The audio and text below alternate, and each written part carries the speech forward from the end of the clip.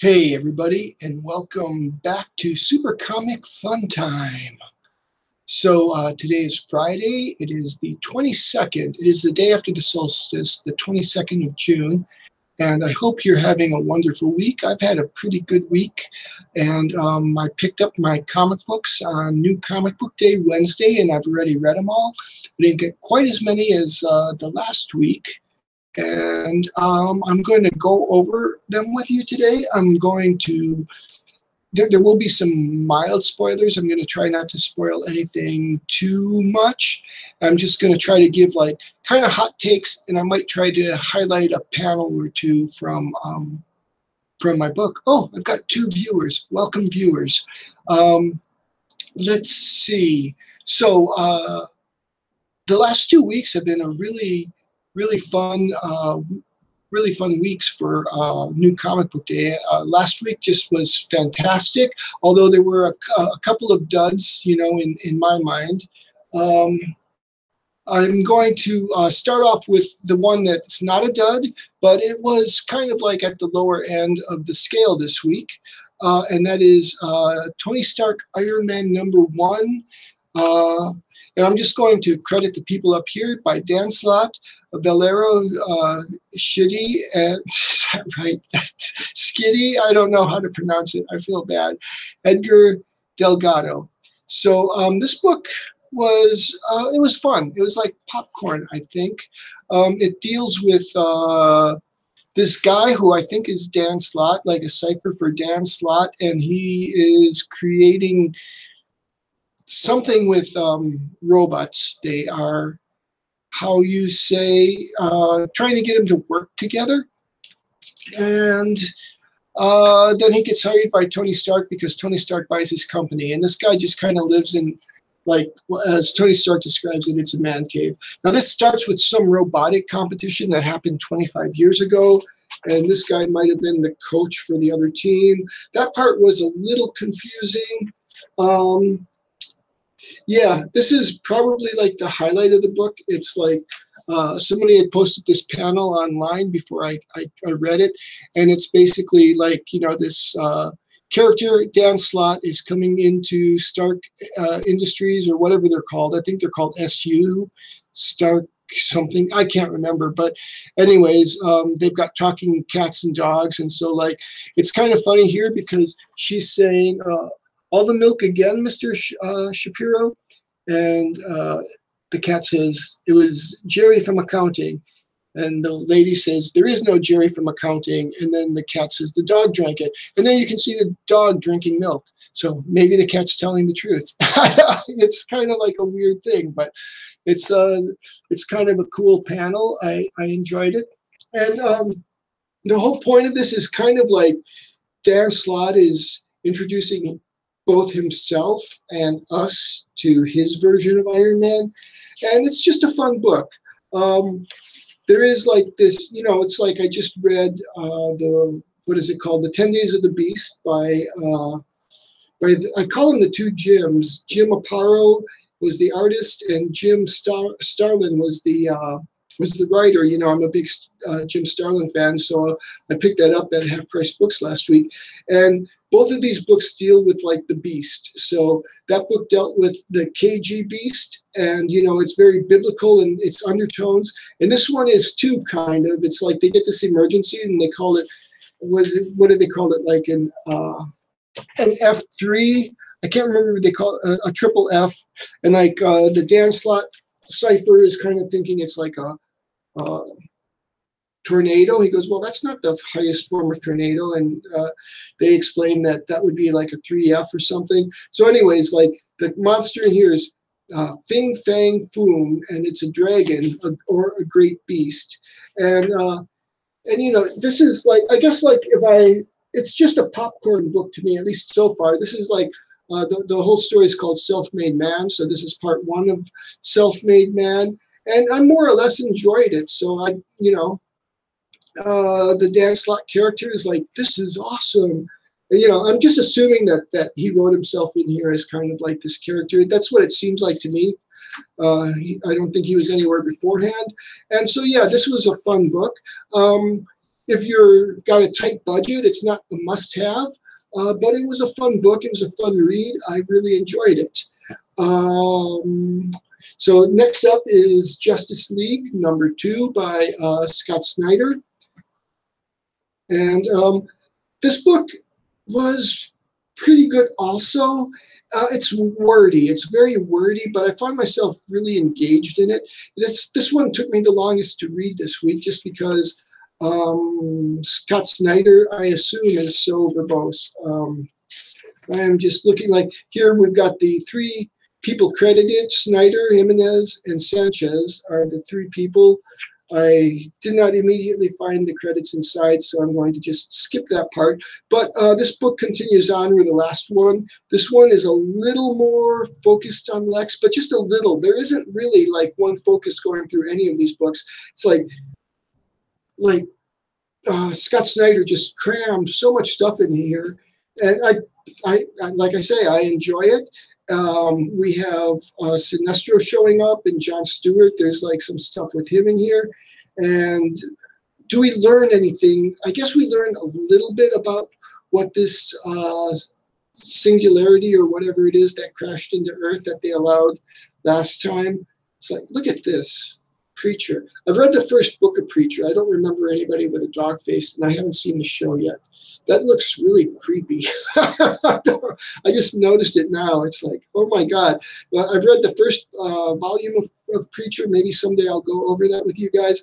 But no, this book was, this one, if you're a Justice League fan, I thought it was pretty good. It just has so much stuff in here. If you don't like to read, then you don't want this book. This is a lot of reading. It's like, I read this one, and then right after it, I read Spider-Man 801, and I was done with Spider-Man 801 just like that, it seemed. And this one, it just took, it took a couple of readings, of sittings to get through, but it was good. What is the basic story is like the multiverse is kind of coming apart at the seams, and there's just so many threads too. So this is going to be an intricate part. And I haven't read Dark Knight Metal. I guess this all, I guess there's like a lot in here for people who've been following Scott Snyder. But even as somebody who hasn't, this book was pretty good, pretty enjoyable. You've got like Batman being inside Superman, and then Hawkgirl. Hawkgirl is like probably the only character I don't really like all that much. And then some of the art was kind of like, it's almost overexpressive. Like I like it and I don't know about it. It's like here he's like trying to argue for going into the thing that crashed into Earth, and everybody's saying we need you. And I guess his speed force is wonky. So you've got that, and then you've got that, and it just looks like something that would be totally memeable. So yeah, it's cool, but I like it, and I'm not used to it. I guess that's it. Then you've got this other scene where Hawkgirl has to go inside the Martian Manhunter, John, and like they're kind of debating it, and like he's like, okay, you go ahead, I'll stay behind. He finds that's what fun. He was like arguing to go, but yeah, a lot of stuff going on, a lot of characters. Some violent imagery. This has something for everybody. I recommend it. It's not a highly recommended because it is very wordy, and I think that can turn some people off. So you know yourself, if you like to read, then it's not going to be a problem for you. I like to read. It wasn't a problem for me. And even though the art style is not something I'm used to, and I think I like it. I'm talking to myself now. And so, yeah, for me, for somebody who likes to read a lot, it's a high recommend. For somebody who may not, but I don't know. It's hard to say. So let's go on to Spider-Man 801. This is Dan Slott's final issue. I'm glad I got this cover. There was another cover that was mostly red, and I didn't realize for 800 there were different covers I might have been able to get. I really didn't like the all red cover. I don't know why. I like red when it's kind of like just part of it. Like in here, is you got like a little kind of purplish fuchsia, whatever that is. I mean, I like this whole. I can see it. It's like it looks like something that's well lit. And I like this cover a lot better than the one where Spider-Man is kind of a giant shadow. This book kind of recaps Spider-Man, and it kind of talks about Dan Slott's love for the character. It's basically the story of this, just like a guy named Ken who interacts with Spider-Man on a night of his life that is supposed to be the worst night of his life. But, he stops in for a pack of cigarettes. There's a robbery going on. Spider-Man stops it. And because of that, the guy ends up quitting smoking. And like years later, like he thanks Spider-Man, and then his niece is there, and he explains how Spider-Man saves the world every day. And then you get this, it's like a very emotional issue. I really, really enjoyed it. It wasn't like the last one. The last one seemed to be 800, it was a big issue. It was a $10 issue. And it just seemed to be like a recap of everything Dan Slott did. And this is a nice goodbye. This is nice. I've enjoyed working on this book. And here, I don't think it's a spoiler to show this. You just have a nice thing of Spider-Man. He's not really swinging into the sunset. He's just kind of swinging, away from us. And so, yeah. And then Dan Slott has like a big goodbye letter here, which I didn't read. Just, I like to read, but I sometimes I prefer reading stories to reading and so I'm probably going to get this. There's going to be a new #1 sometime next month. So I will check that out. I think I'm debating in my mind about getting these new comic books because I look around, I was cleaning up a little yesterday, and I got so many books I'd like to read, and there's only so much time. So I'm thinking about scaling back new comic book day reads. If you watch this video, let me know what you think about it. Now, when I first saw this cover, I really, really liked it. I thought it was like the cover of the week. But when I've looked at it again, I don't know. There's almost no emotion there. It almost looks like it's Superman from that TV show in the 90s that I barely watched. It looks like Dean Cain's Superman. And I can't remember the lady who played Lois Lane right off the top of my head. But, they both look kind of asleep to me. But I don't know. It's still a pretty good cover. Maybe the cover of the week. And I'll probably, I think that's what's good about art is you look at something and it changes every time you see it. So maybe I'll look at it again and I'll think it's great. When I first saw it, I go, wow, I really like that cover. When I looked at it again, there's just things that look weird to me. You've got some great art in this book. I liked the last one the best so far. That one was kind of a 9 on my Venom scale. This is like, it's like now I haven't looked at the back of these books. Now, every time I look at the back of a DC book this month, there's this thing.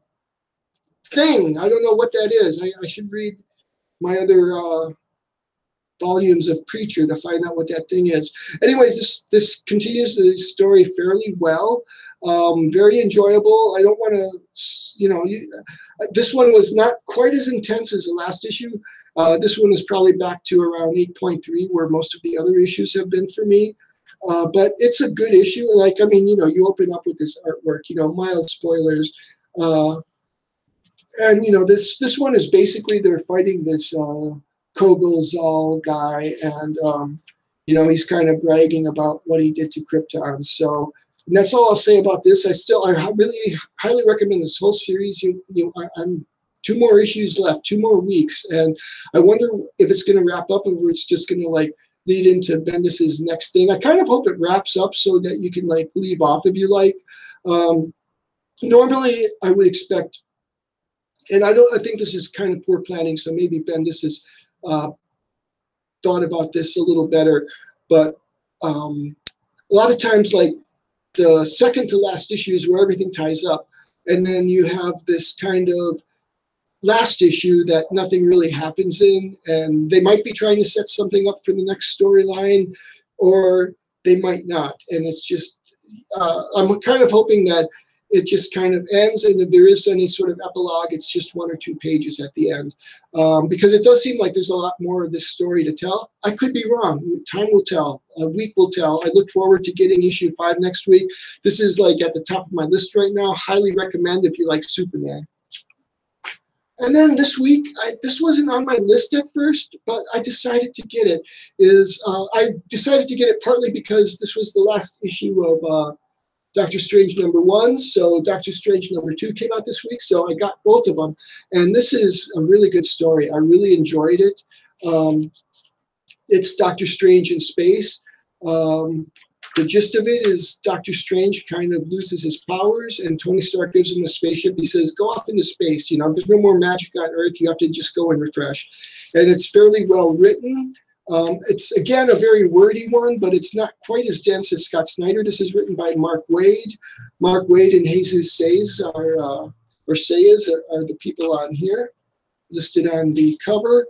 And it was just, yeah, the first 2 issues. You know what it kind of reminds me of? But not really. I mean, it was starting to remind me of Planet Hulk, but then he didn't stay on the planet. So, but yeah, so he's going through space trying to get his magic back. If you like Doctor Strange, you should really check this out. This is, even though I'm tortured now by getting new books when I got so many old books to read, I'm going to continue with Doctor Strange for a couple of issues. And yeah, that's another very high one on my list after reading these 2 issues. I would say those are about 8 together. It's like, yeah, I really enjoyed it. So it was a really good week for comic books again. I think last week might have been a little better, but there was at least one clunker in there. Of course, that was Thor for me, and that was basically based on the art. If I could like have a filter that turns off all that garish color, I might be able to reevaluate that one. But as it stands, 2 really good weeks in a row. We have Venom 3 coming out next week, along with Man of Steel 5. And I'm not sure what else is coming out next week, but those are the 2 I will be getting. What did you get this week, and what are you looking for next week? I have to look up when Prisoner #3 comes out, because that's another one. If I did cut back on my new comic book day purchases, I would stick with Man of Steel until the end, probably Justice League and The Prisoner, and then I would try to read some of the older comics. And I really do enjoy the older comics a lot. It was like really fun to read the 10 Days or the 10 Nights of the Beast. And I want to do something more in depth on that one at some future date. So go ahead and thank you for watching. Please give this video a like and subscribe. Tell your friends, share it around, and tell me down below what you're reading, what you're looking forward to. Also tell me how I'm doing. Is there some better format I can do? It might be a little much to do, like, 5 issues or 6 issues in one sitting. I don't go very much in depth. I kind of feel when I went too much in depth a couple of episodes ago on Man of Steel that I'm giving away too much of the story, and I just wanted to give away enough that if you're interested in it, you go and get it. But anyways, I'm going to sign off now. I don't know when my next show will be, probably next week, Wednesday, or unless I get a little time to make a proper video of some of the other older books I've read. So yeah, again, like, share, comment down below, and I will talk to you soon. Super Comic Fun Time, out.